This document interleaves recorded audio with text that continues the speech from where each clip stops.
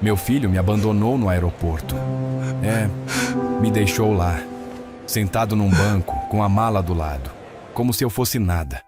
O que ele não sabia é que quem pagou aquela viagem toda fui eu. Com o pouco que eu tinha, juntei tudo para ver eles sorrirem. E mesmo assim, fui deixado para trás. Então escuta com atenção, porque essa história vai mexer contigo. Comenta aí depois, se fosse você, o que faria no meu lugar?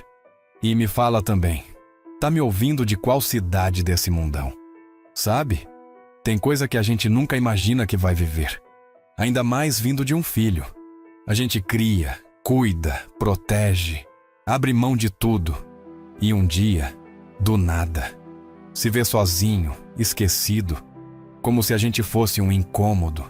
Eu me chamo Antônio, mas todo mundo sempre me chamou de Tonho.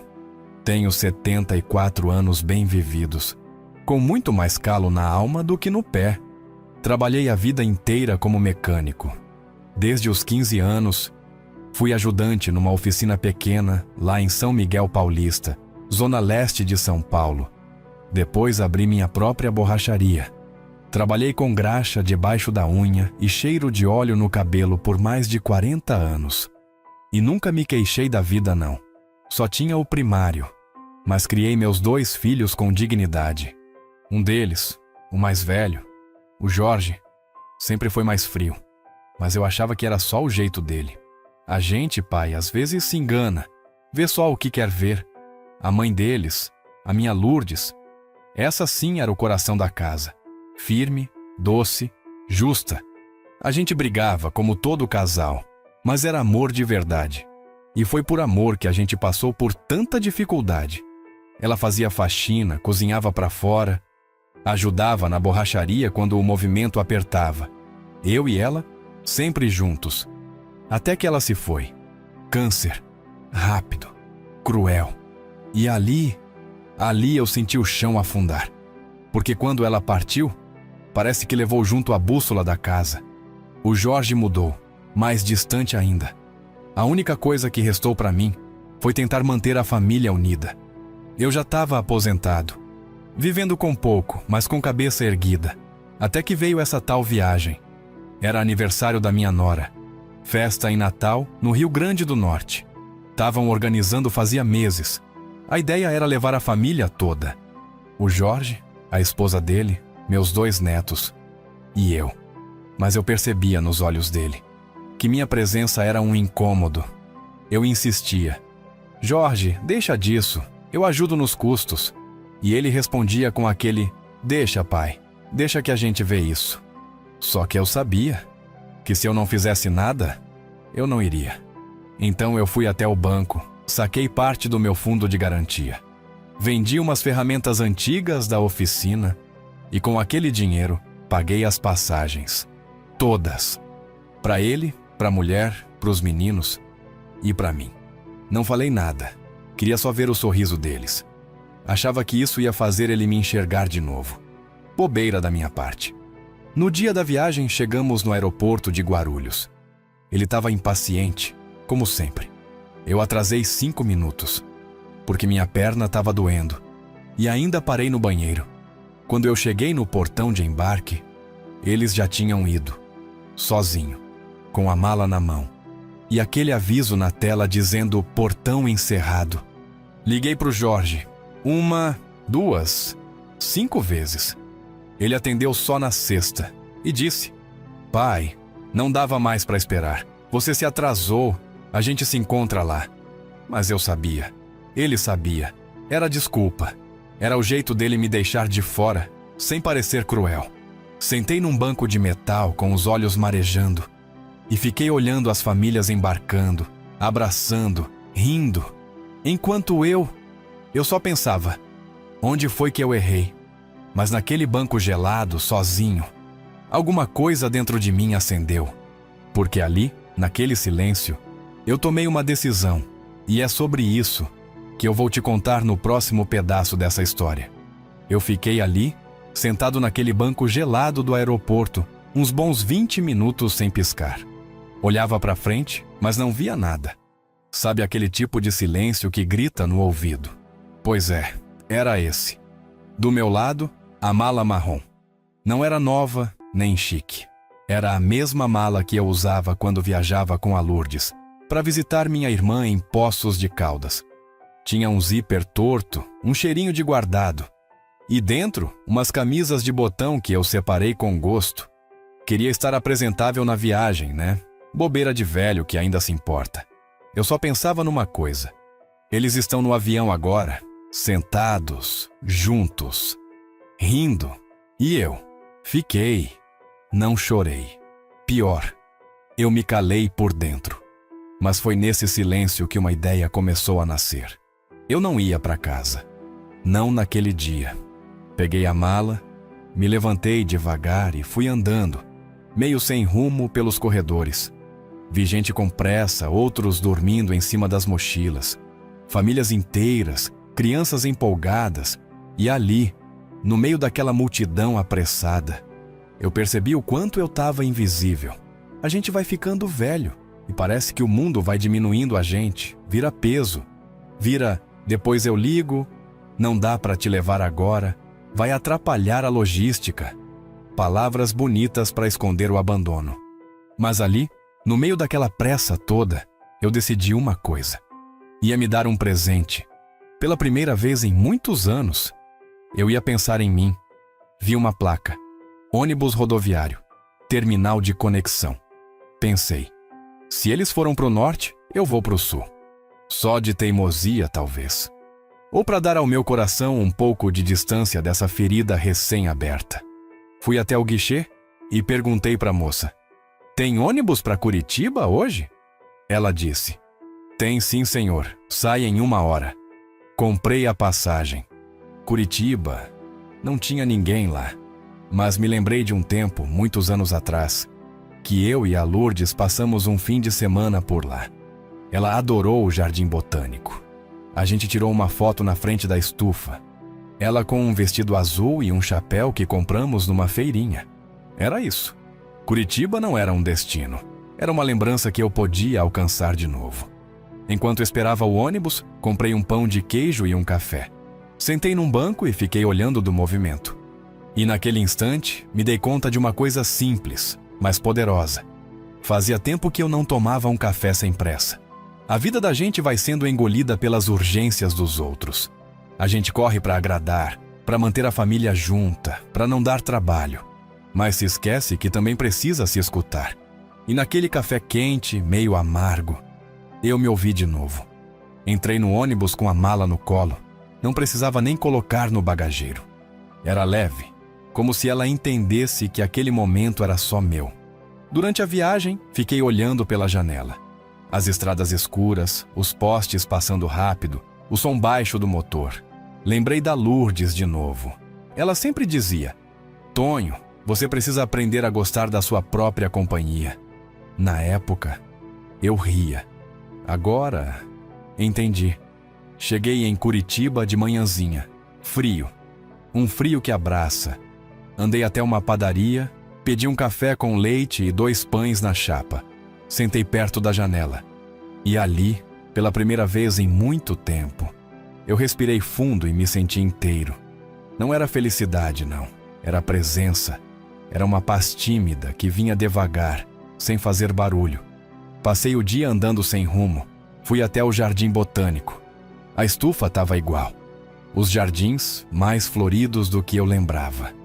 Sentei num banco e fiquei ali, com a foto da Lourdes no bolso e o coração cheio de silêncio bom. No fim da tarde, achei uma pensão simples, quarto pequeno, mas limpo. A moça da recepção me olhou com estranhamento quando perguntei se aceitavam pagamento em dinheiro. Ela riu e disse: aceitamos sim, vô, mas hoje em dia o povo só paga no celular. Eu sorri. Talvez eu tivesse mesmo parado no tempo. Naquela noite, deitado naquela cama estranha, eu não dormi logo. Fiquei pensando.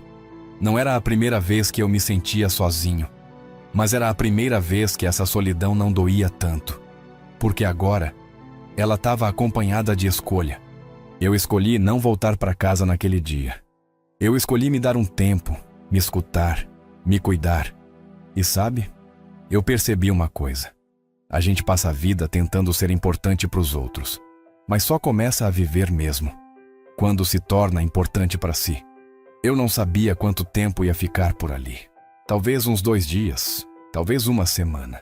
Mas uma coisa eu sabia. Eu não ia mais implorar por lugar onde não me queriam, nem carregar culpa que não era minha, nem dar amor onde não havia espaço para ele. E ali, naquela cidade fria, entre cafés, lembranças e passos lentos, eu comecei a me reencontrar. Foi só o começo, mas já era o bastante para mudar tudo. No segundo dia em Curitiba, eu acordei antes do sol nascer. Não porque tinha compromisso, nem porque o relógio despertou. Foi o corpo mesmo, acostumado com anos de levantar cedo para abrir a borracharia.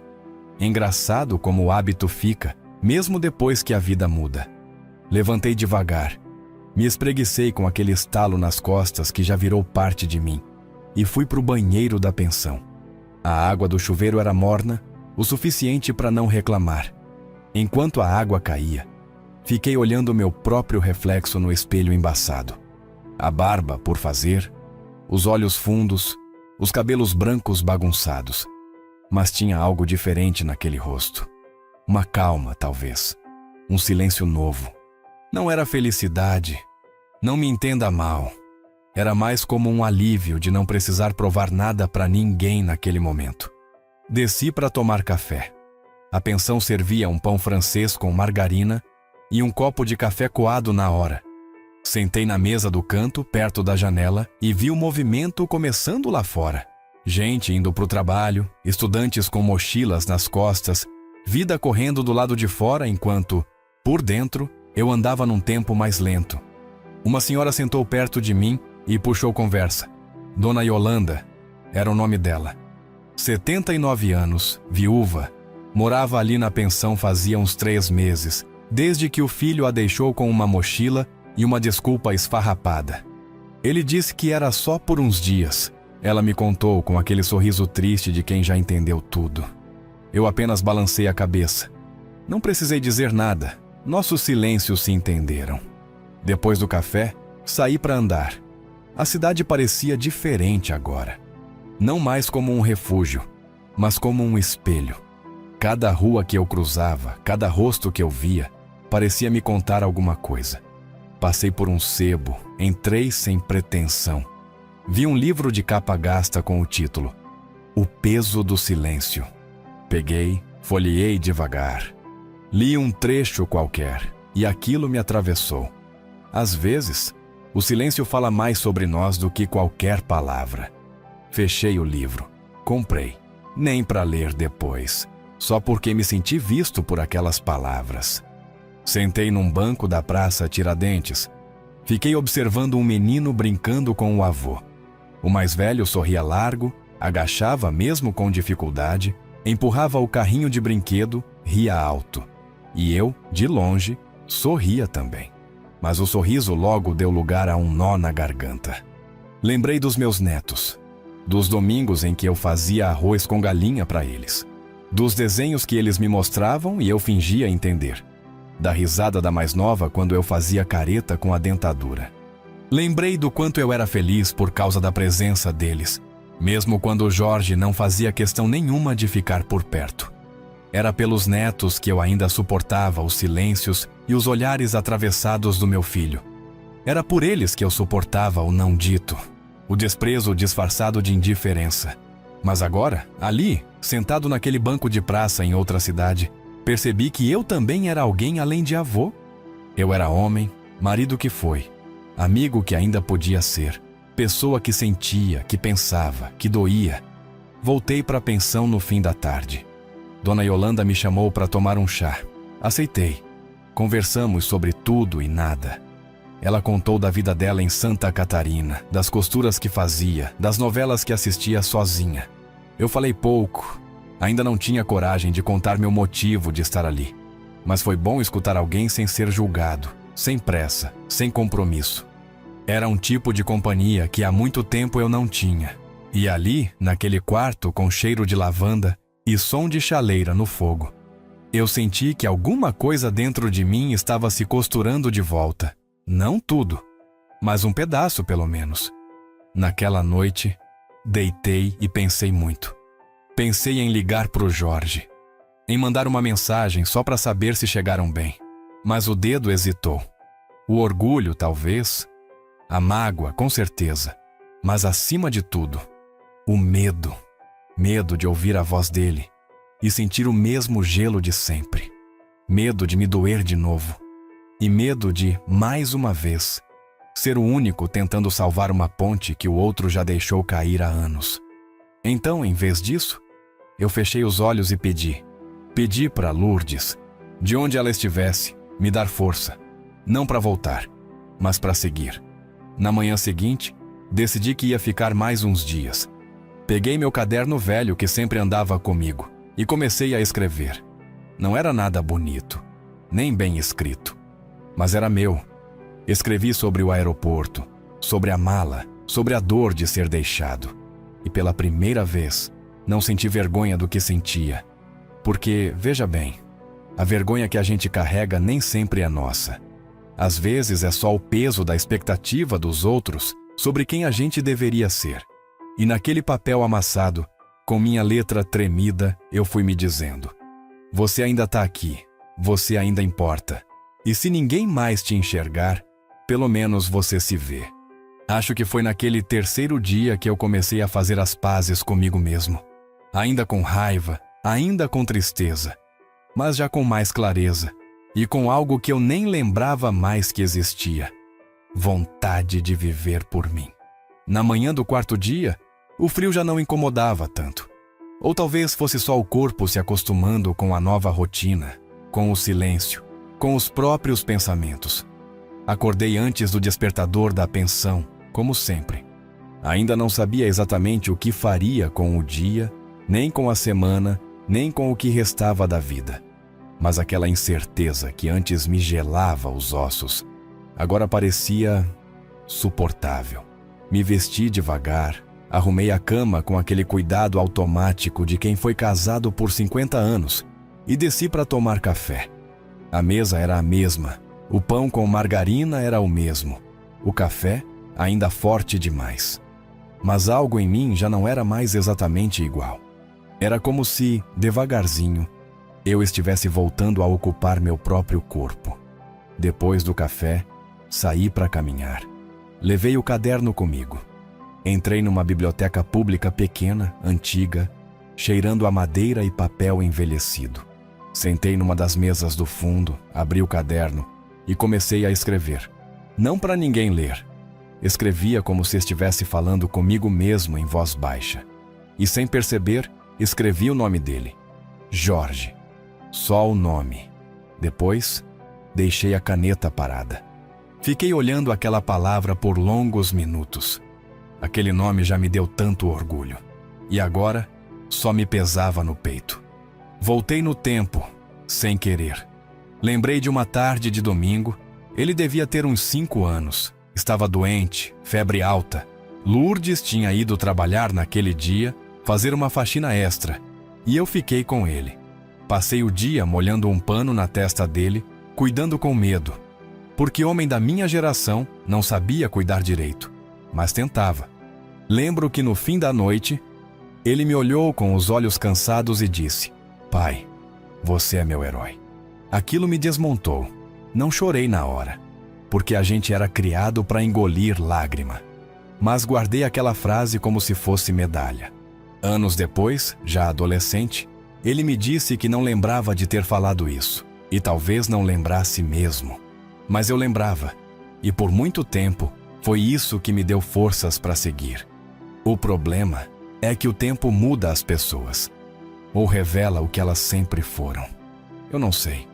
O Jorge cresceu, ficou ambicioso, estudou, quis mais da vida. E eu quis que ele tivesse mesmo. Fiz o possível, trabalhei de domingo a domingo para ele ter o que eu nunca tive. Mas, no caminho, acho que ele começou a me ver como um peso. Como se eu fosse o lembrete do que ele queria deixar para trás. E eu deixei. Fui ficando em silêncio, aceitando migalhas de atenção, tentando me convencer de que era só o jeito dele. Fechei o caderno. A biblioteca estava quase vazia. Saí dali com a cabeça cheia e o coração apertado. Fui andando sem rumo, até que dei de cara com uma lojinha de artigos usados. Um brechó, desses que vendem de tudo um pouco. Entrei. Lá dentro, um senhorzinho me cumprimentou com gentileza. Começamos a conversar e em poucos minutos eu soube que ele era o dono.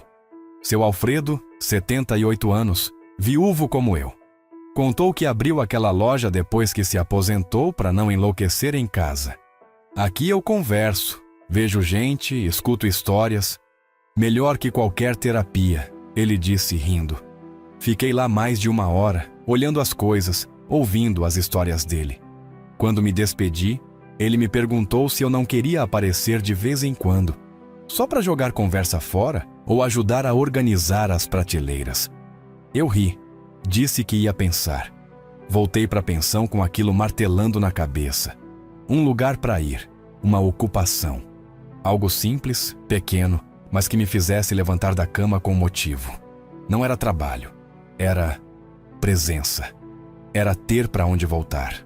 Naquela noite, pensei na viagem do Jorge.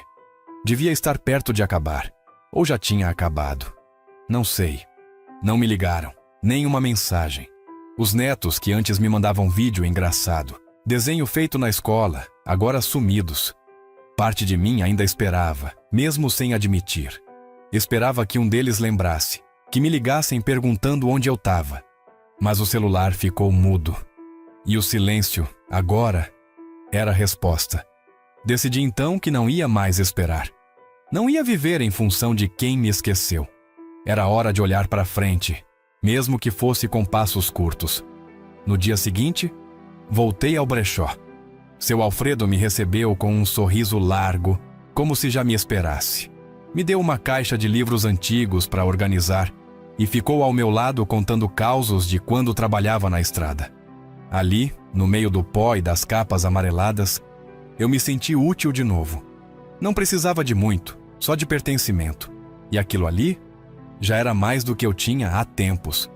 No fim do dia, voltando para a pensão com os pés doendo e a cabeça cheia, eu me peguei sorrindo sozinho. Não porque a dor tinha passado, mas porque eu estava aprendendo a andar com ela. Passou uma semana, e nesse tempo, a rotina que começou por acaso foi virando refúgio. Acordava cedo, tomava meu café na mesma mesa da pensão, às vezes em silêncio, às vezes trocando 2 ou 3 palavras com Dona Yolanda, que passou a me chamar de Toninho, com aquele jeito carinhoso, de quem já te adota na rotina sem pedir licença. Depois eu ia andando devagar até o brechó do seu Alfredo. O caminho era curto, umas 5 ou 6 quadras, mas eu gostava de fazer devagar, como se cada passo fosse uma espécie de confirmação. Tô aqui, tô andando, ainda tenho motivo. No brechó, a coisa foi virando hábito. Eu organizava livros, consertava dobradiças de armário, espanava poeira dos objetos que ninguém procurava, mas que de algum modo contavam história. Seu Alfredo era bom de conversa, mas melhor ainda de escuta. Nunca me perguntou por que eu estava ali, nem quem eu era antes daquilo. Ele aceitava minha presença com a naturalidade de quem entende que, às vezes, só estar junto já basta. E aquilo, por si só, já era mais acolhimento do que muitos familiares me deram nos últimos anos. Comecei a me sentir útil. Não era só passar o tempo, era se sentir parte de algo. Gente mais nova entrava na loja, me cumprimentava com respeito. Alguns até perguntavam coisas como se eu soubesse muito. E sabe, eu sabia. Sabia identificar se um móvel era de jacarandá ou peroba. Sabia ver se um livro antigo tinha valor ou só poeira. Sabia reconhecer se um rádio ainda tinha salvação ou era só peça de enfeite. Coisas que aprendi na vida toda, mas que ninguém mais se importava em perguntar. Numa tarde dessas, arrumando umas caixas no fundo da loja, achei um rádio de madeira dos anos 60, bem parecido com o que eu tinha em casa quando o Jorge era pequeno. Naquele tempo, todo domingo à tarde, a gente ligava o rádio e ficava ouvindo música sertaneja. Eu e ele, sentados no chão da sala, ele com a cabeça no meu colo, pedindo para aumentar o volume quando começava Trio Parada Dura. Na hora, o peito apertou. Me peguei passando a mão no rádio com um cuidado quase de pai. Era só madeira e circuito velho, mas dentro de mim era um portal. Levei o rádio para a bancada, passei pano, troquei um fio, fiz um teste. E ele funcionou. Tocou baixo, com chiado, mas tocou. E aquilo, meu Deus, foi como ouvir a voz de um tempo que já não volta. Seu Alfredo ouviu de longe, veio rindo. Esse aí tá com alma ainda, hein? Eu só balancei a cabeça. Não consegui dizer nada. Passei o resto da tarde quieto, mexendo em outras coisas, mas com aquele som ainda vibrando dentro. Quando fui me despedir, ele olhou para mim e disse: "Pode levar esse rádio, Tonho. Considere um presente." Eu recusei na hora, claro, mas ele insistiu. Disse que não era caridade, era gratidão. E olha, aquilo me desmontou. Gratidão. Palavra que eu não ouvia fazia anos, vinda da boca de alguém que nem me devia nada. Peguei o rádio com as duas mãos, segurei firme como quem segura algo precioso. Levei para a pensão como se carregasse uma parte da minha história de volta. Naquela noite, liguei o rádio no volume baixo, deixei ele tocando enquanto eu escrevia no caderno. Escrevi mais do que nos dias anteriores. Escrevi sobre o Jorge, sim, mas também sobre mim. Sobre como a gente se perde tentando agradar quem nunca vai olhar para a gente com os olhos que a gente espera. E escrevi uma frase que me doeu quando saiu. Talvez eu tenha criado meu filho para amar o mundo, mas não para me amar de volta. Fechei o caderno com raiva e dor, mas também com um certo alívio. Era verdade. Dura, mas verdade. No dia seguinte, Dona Yolanda me esperava com 2 pães de queijo embrulhados num guardanapo de pano. Disse que fez em casa e lembrou de mim. Me deu um beijo na testa, daquele jeito de vó que protege. E eu, por um instante, senti que ainda existia espaço no mundo para ser cuidado. Levei os pães até o brechó, comi um deles no fundo da loja, enquanto ouvia o rádio baixinho. E ali, entre o som antigo, o gosto do pão de queijo e o cheiro de madeira velha, eu senti algo que já não lembrava. Pertença. Não a um lugar, mas a um momento. Um momento em que, mesmo sem nada grandioso, eu estava inteiro. Naquela tarde, quase por impulso, peguei o celular e escrevi uma mensagem para o Jorge. Não para cobrar, não para brigar. Escrevi apenas: "Chegaram bem da viagem?" A mensagem ficou ali, no campo de digitação, piscando. Eu relia. Pensava em mudar, apagar, deixar para lá. Mas depois de minutos travado, apertei enviar. Simples assim. Uma frase, um gesto, uma fresta. O que eu esperava? Talvez nada. Ou talvez só o mínimo. Sim, chegamos. E você, tá bem? Algo que me dissesse que, apesar de tudo, eu ainda era parte. Mas a mensagem ficou lá, visualizada, sem resposta. Um silêncio que dizia tudo. Voltei para a loja em silêncio, mas dessa vez, com um outro tipo de dor. A dor da tentativa ignorada. Mas sabe, mesmo com aquilo, eu não me arrependi. Porque agora eu sabia, eu tinha feito minha parte. E mais que isso, eu já não era aquele homem sentado no banco do aeroporto, esperando ser levado por ninguém. Eu era alguém que tinha decidido seguir. Depois daquele dia em que mandei a mensagem e não recebi resposta, decidi que não ia mais esperar. A vida já tinha me feito esperar demais. Pela atenção do Jorge, pelo carinho dos netos, por um reconhecimento que nunca veio. E cada vez que eu esperava, era como se eu me apagasse um pouco por dentro. Então parei. Decidi que o que viesse, viria. E o que não viesse, paciência. Porque esperar também cansa. As manhãs passaram a ser mais leves. O brechó virou ponto de equilíbrio. Seu Alfredo era dessas pessoas que parecem não ter pressa para nada, mas sabem exatamente o que fazer. Um dia, no meio de uma conversa qualquer, ele disse uma frase que grudou na minha cabeça. Tem gente que a gente perde, mas tem outras que a vida manda de volta em forma de abraço. Na hora, eu só assenti, meio distraído, mas depois, aquela frase ficou martelando. Comecei a pensar nas pessoas que a vida tinha colocado no meu caminho nos últimos dias. Dona Yolanda, com seus pães de queijo e seu cuidado quieto. Alfredo, com sua escuta generosa e suas piadas secas. Até a moça da padaria da esquina, que já sabia que eu gostava do café mais fraco e do pão sem muito recheio. Todos, de alguma forma, me enxergavam. Sem laços de sangue, sem obrigação. Só por estar ali, presente. Numa tarde de sábado, o brechó encheu mais que o normal. Era dia de feira na rua de trás, e muita gente entrava só para olhar. Um menino de uns 7 anos ficou parado em frente à vitrine, olhando um carrinho antigo, desses de lata, que parecia ter saído de um filme antigo. Tinha um brilho no olho que me lembrou o Jorge quando pequeno. Me aproximei e puxei conversa. O menino disse que chamava Pedro, falou do carrinho, contou que gostava de consertar coisas com o avô, que morava em outra cidade. A mãe dele, uma moça simples, apareceu logo em seguida, pedindo desculpas pela curiosidade do filho. Eu disse que estava tudo certo. Perguntei o nome dela. Camila. Ela sorriu com gentileza. Disse que o menino gostava de conversar com gente mais velha, porque o avô, que ele tanto amava, tinha morrido no ano anterior. Fiquei em silêncio por um momento. Depois disse que, se ele quisesse ver o carrinho de perto, podia. Pedro pegou com um cuidado que eu não via fazia tempo. Olhava como quem encontra um tesouro. E ali, vendo ele segurando aquilo com tanto carinho, alguma coisa dentro de mim se remendou.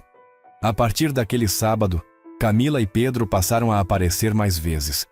Ela contava que estava tentando recomeçar, depois de um divórcio difícil. O menino, quando me via, gritava: "Vô Tonho", como se sempre tivesse me chamado assim. No começo me soava estranho, mas depois soava certo. Era como se aquele vô tivesse vindo de um lugar puro, sem cobrança, sem dor. Um vô gratuito, leve, honesto. Comecei a guardar algumas coisas do brechó para mostrar para ele. Um rádio pequeno, uma câmera de filme antigo, uma lanterna que ainda funcionava.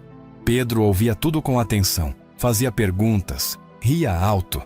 E eu ria junto. Não era meu neto de sangue, mas era o neto que a vida trouxe de outro jeito. Camila, num fim de tarde, me convidou para almoçar na casa deles no domingo. Eu hesitei, não por falta de vontade, mas por receio. Fazia tempo que eu não sentava numa mesa como convidado, mas aceitei. No domingo, fui até o endereço que ela me passou. Casa simples, bem arrumada. Camila me recebeu com um sorriso sincero. Pedro veio correndo me abraçar. Almoçamos arroz, feijão, frango assado e salada. Tudo simples, mas feito com tanto cuidado que me emocionou. Depois do almoço, sentamos na sala, ouvimos um pouco do rádio velho que eu levei para mostrar.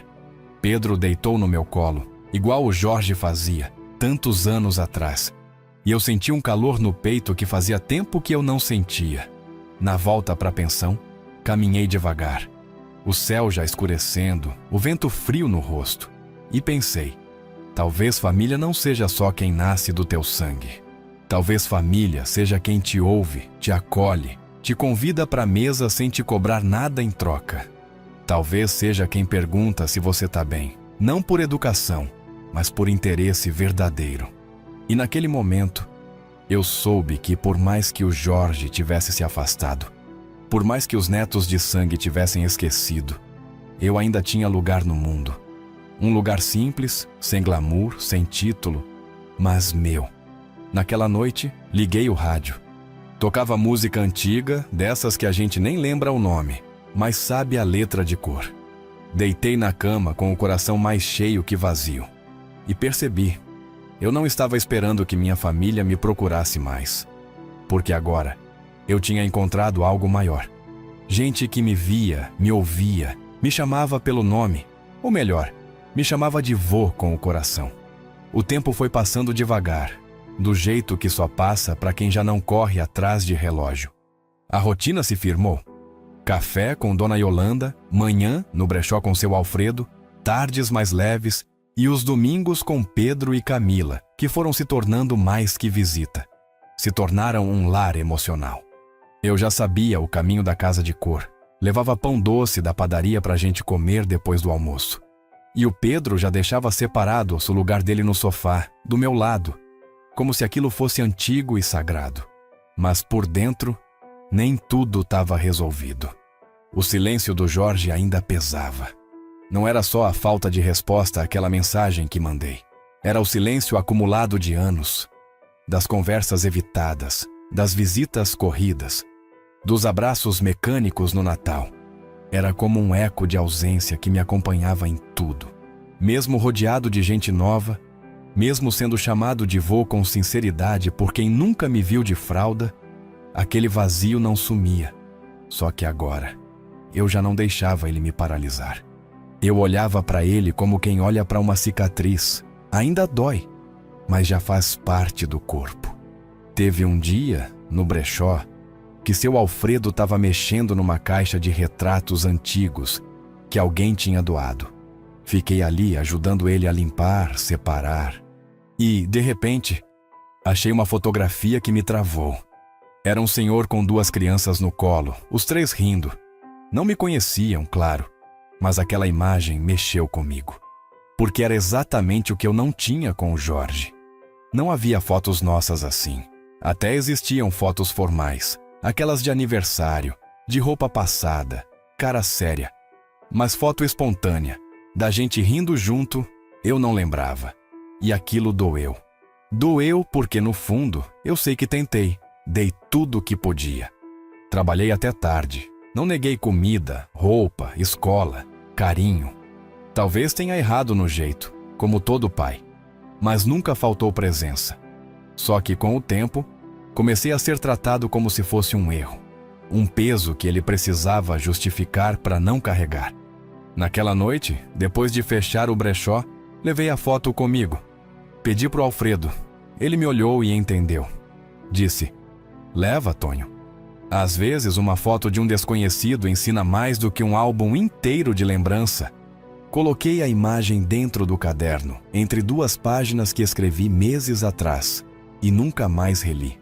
Cheguei na pensão, sentei na cama e fiquei olhando para ela por um bom tempo. Depois, abri o caderno e escrevi uma frase só. Talvez o perdão não seja esquecer. Talvez seja seguir em frente, mesmo lembrando. Essa frase me acompanhou pelos dias seguintes. Eu pensava nela enquanto caminhava, enquanto varria o chão do brechó, enquanto ria com o Pedro. E comecei a perceber que, no fundo, eu não queria mais que o Jorge me pedisse desculpa. Eu queria parar de carregar a mágoa, parar de revisitar aquele banco do aeroporto, como se eu ainda estivesse sentado lá, esperando que alguém me olhasse. Aquele dia do abandono ia me acompanhar até o fim da vida, eu sei. Mas ele não precisava mais me definir. Na semana seguinte, Camila me chamou para uma apresentação escolar do Pedro. Disse que ele insistiu para eu ir. Fui. Cheguei cedo, sentei naquelas cadeirinhas pequenas que a gente quase não cabe mais, com cheiro de giz no ar e risada de criança. Quando o Pedro entrou, me procurou com os olhos no meio da plateia. Quando me achou, sorriu e acenou com a mão. Ali, eu chorei. Chorei baixinho por dentro. Mas chorei, porque naquele gesto simples, de um menino que nem carrega meu sangue, eu recebi o que esperei uma vida inteira. Ser notado, ser procurado, ser importante para alguém. Depois da apresentação, Camila me abraçou e disse: "Ele te ama, viu? Fala de você como se fosse o avô que ele sempre teve." Eu respondi só com um sorriso. Não precisava dizer nada, porque por dentro, algo tinha mudado. Eu não era mais o homem deixado no aeroporto. Eu era o homem presente, que chegava, sentava na primeira fila e sorria de volta quando era chamado. Naquela noite, escrevi outra frase no caderno. A dor me construiu, mas não vai me enterrar. E fechei com calma. O rádio tocava uma música lenta, dessas que a gente não sabe de onde conhece, mas que toca num lugar certo. E dormi com o coração mais leve. Não porque a dor passou, mas porque finalmente eu estava decidindo não viver mais em torno dela. Foi numa quarta-feira, fim de tarde, quando o céu começava a escurecer e o frio encostava nas esquinas. Tava voltando do brechó com o casaco aberto e o rádio pequeno embaixo do braço. Tinha conseguido consertar o botão de sintonia e pretendia testar em casa. Passando pela padaria, comprei 2 pães doces, um para mim e outro para Dona Yolanda, que nos últimos dias andava mais calada, lembrando do marido que faria aniversário se ainda estivesse vivo. Entrei na pensão, cumprimentei a moça da recepção, subi para o quarto devagar.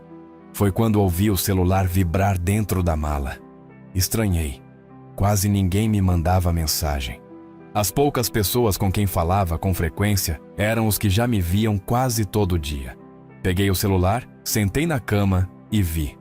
Número salvo. Era ele, Jorge. A mensagem dizia: "Pai, podemos conversar?"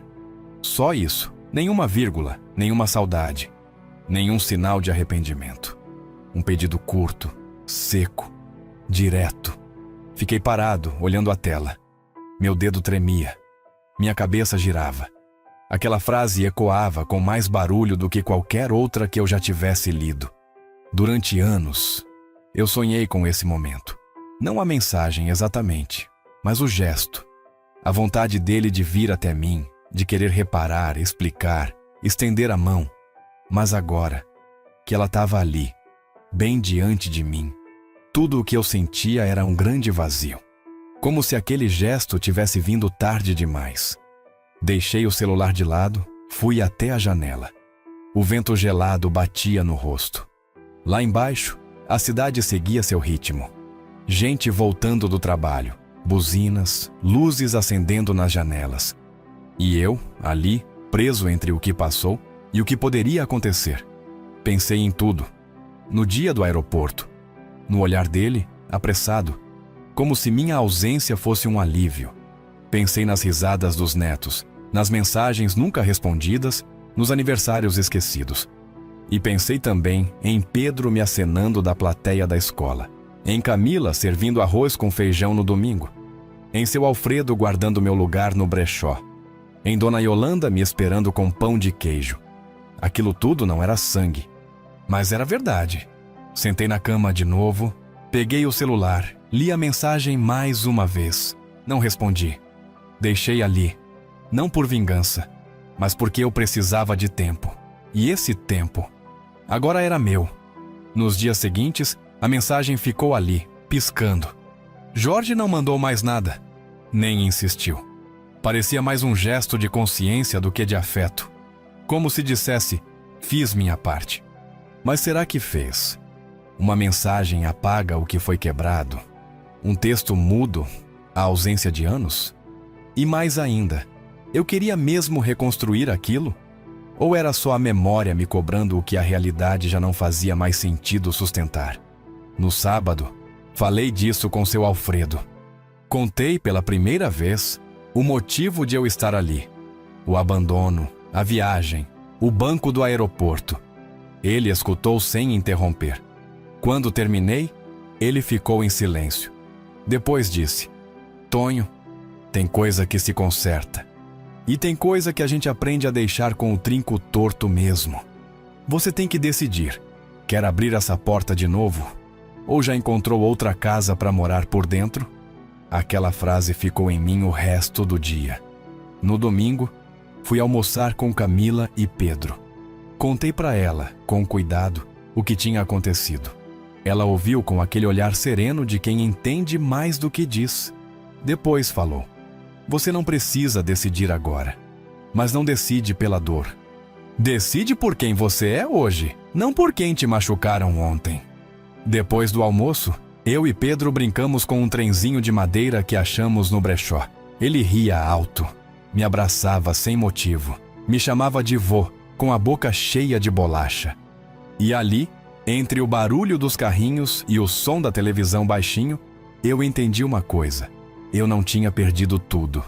Tinha perdido o Jorge, sim, mas não tinha perdido minha capacidade de amar, de receber amor. E isso, para um homem da minha idade, é muita coisa. À noite, de volta ao quarto, abri o caderno, escrevi: "Não sei se perdoo, mas sei que já não odeio, e talvez isso já seja perdão." Deixei o caderno aberto na mesa, Liguei o rádio, deitei na cama. O celular estava lá, mudo, com aquela mensagem ainda sem resposta. Mas pela primeira vez, aquilo não me doía. Era só uma frase, num aparelho, num mundo que já não girava mais em torno dela. Naquele dia, dormi com a certeza de que quem aprende a se bastar nunca mais volta a implorar amor onde só houve ausência. Na manhã de segunda-feira, o céu estava cinza, daqueles dias que parecem pedir silêncio. A cidade andava num ritmo arrastado. E dentro de mim, o tempo parecia estar parado. A mensagem do Jorge ainda estava no celular, ainda sem resposta. Tinha passado uma semana, 7 dias inteiros. E durante cada um deles, eu revirei por dentro a mesma pergunta.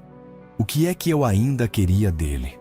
Essa pergunta foi me empurrando para dentro, me obrigando a encarar um espelho que eu sempre evitava. E a verdade é que eu queria justiça. Não daquelas que vêm com briga, grito ou tribunal. Era uma justiça pequena, mas muito profunda. Eu queria que ele enxergasse quem eu fui. Queria que ele dissesse, nem que fosse uma vez só, que viu o esforço, que sentiu o amor, que sabe agora que me magoou. Mas aí, percebi que talvez isso nunca venha. E que esperar isso como eu esperei por anos é deixar minha vida amarrada ao arrependimento de outra pessoa. E eu não queria mais viver preso. Naquele dia, cheguei no brechó mais calado do que o normal. Seu Alfredo percebeu, claro. Ele tinha aquele tipo de sabedoria que não pergunta, só oferece café e companhia. E foi isso que ele fez. Me deu uma xícara, puxou uma cadeira e ficou ali do meu lado sem dizer uma palavra. Às vezes, esse é o maior gesto de amizade que alguém pode oferecer. Silêncio ao lado. Mais tarde, entre caixas de brinquedos antigos e rádios quebrados, Pedro apareceu com Camila. Ela veio buscar um objeto que eu tinha separado para ela. Um abajur antigo, com desenho de flores nas laterais. Enquanto ela pagava, o menino ficou me mostrando um desenho que fez na escola. Ele, a mãe e eu. 3 figuras de mãos dadas, com sorrisos largos e o céu colorido com lápis de cera. Abaixo, ele escreveu com letras tortas, "Minha família feliz". Ali, diante daquele papel, eu chorei. Não escandalosamente, mas baixinho, silencioso. Um choro de alívio, de reencontro, de gratidão por ainda ser escolhido por alguém. Camila viu, mas não falou nada. Só apertou meu ombro. E foi naquele gesto que eu entendi. Eu tinha ganhado outra chance. Não com Jorge, mas comigo mesmo. À noite, voltei para o quarto. O rádio tocava um bolero antigo. A mala marrom, aquela mesma do aeroporto, ainda estava encostada no canto. Mas agora ela parecia só um objeto, não um símbolo de dor. Sentei na cama, peguei o celular. Abri a conversa. Revi a mensagem. "Pai, podemos conversar?" Escrevi, "Podemos." E antes de enviar, parei. Respirei fundo. Olhei pela janela, o céu ainda cinza. Mas por dentro, não havia mais neblina. Apaguei a resposta. Escrevi outra. "Tô bem, Jorge. Espero que vocês também estejam." Enviei. Só isso. Não abri porta, não estendi tapete, não convidei para entrar, mas também não tranquei o cadeado. Guardei o celular, levantei e fui até a janela. A cidade estava acesa, vidas acontecendo, e eu ali, finalmente inteiro. E foi ali que eu entendi, com uma clareza simples, não precisava mais de perdão de ninguém. Eu já tinha me perdoado. Já tinha voltado a existir. Já tinha reencontrado amor onde menos esperava. E isso, meu filho, é o que me libertou. O tempo foi passando. Não devagar, nem rápido demais. Só no ritmo que a vida tem quando a gente para de resistir. O brechó continuou sendo meu ponto de chegada e partida todo dia. Seu Alfredo passou a me chamar de sócio. Mesmo que eu nunca tenha posto um centavo naquele lugar. Só meu tempo, meu ouvido, minha alma limpa. A pensão virou mais que pouso. Virou morada emocional. E os domingos com Camila e Pedro foram se tornando sagrados, daqueles que a gente não abre mão, nem se o mundo cair. Jorge não respondeu minha mensagem. Nem depois de uma semana, nem depois de um mês. E sabe, tudo bem. Não tô dizendo que não doeu. Doeu sim, mas não como antes. Era uma dor conhecida, antiga, que já não me controlava. Agora era só uma cicatriz que às vezes arde quando muda o tempo, mas que não sangra mais. Volta e meia, eu pensava nele. Pensava nos netos. Imaginava o que diziam de mim, se diziam algo. Se sabiam da viagem. Se perguntaram por que o vô sumiu. Mas não fiquei preso nisso. Porque a vida, ela me mostrou que, às vezes, a gente precisa aceitar que não vai ter explicação. E que nem todo reencontro precisa ser com quem foi embora. Às vezes, o reencontro é com a parte da gente que ficou esquecida lá atrás. Voltei ao aeroporto uma vez, não por acaso. Era aniversário da Lourdes. Fazia 20 anos que ela tinha partido. Peguei um ônibus e fui até lá. Me sentei no mesmo banco. O mesmo. Ainda estava lá, firme. Mas agora, eu não era mais o homem que sentou ali esperando alguém que não voltou.